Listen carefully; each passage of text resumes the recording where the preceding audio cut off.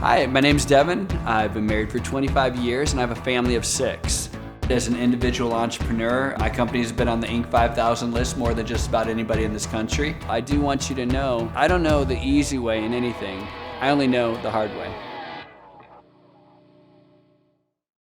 All right, let's start. I just kind of did a little video on if you've done a good job in leadership within your company, that you raised up professionals and leaders that, sometimes it's, they have to go on to the next opportunity in their life, and that's okay. But I want to right now speak to people that, are employees, or, you're within an organization and you feel like it's time for you to go to the next level.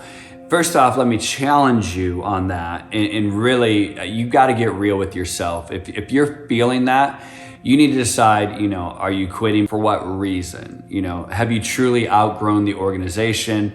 Are you just dissatisfied with your manager? Is it a comp situation? Is it a communication situation? What's the real reason? Most of the time, the reasons are not legit.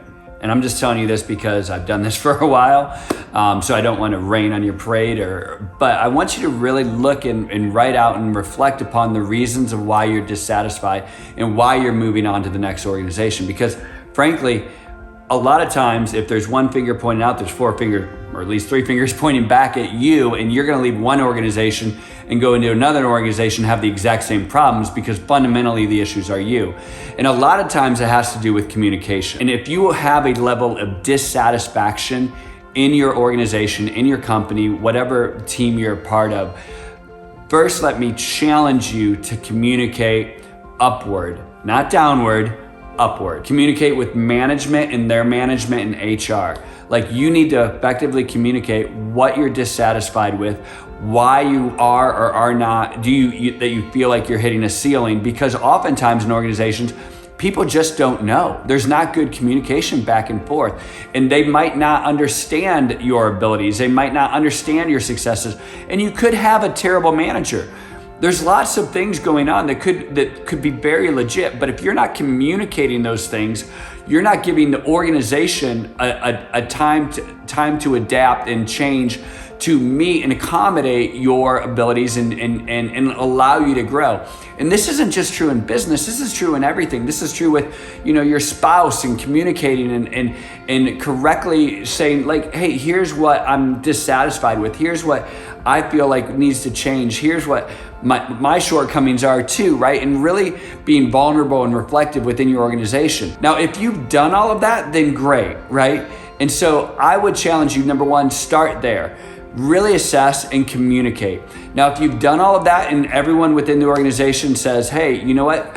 We understand, we're starting to see the limitations here, and you decide, hey, maybe it is time to move on. Maybe I have outgrown the opportunity here because they don't even have the position that I want. The skill sets that I need, I won't get developed here. My career path is taking me somewhere different, and my aspirations and my dreams are taking me somewhere different than this current organization. That's okay.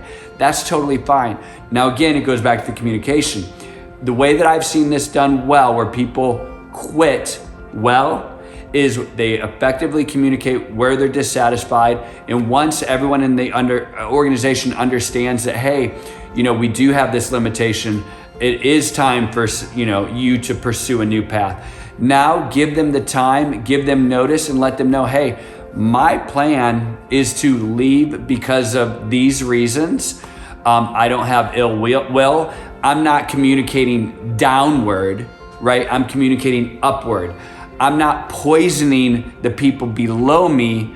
I'm educating the people above me.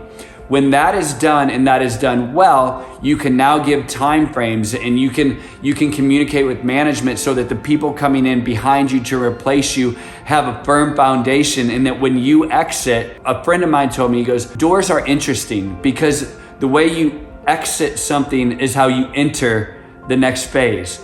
And that's true of your career. It's a door. The way that you exit this phase of your life is how you enter the next phase of your life. So if you do decide it's time to exit, well, let's make sure that that exit is well communicated, well documented, that the person coming in to sit in your seat or your chair or whatever that is going to be set up for success. So as you exit one point of your life, you enter the next level of your life and you do it well and you do it with dignity.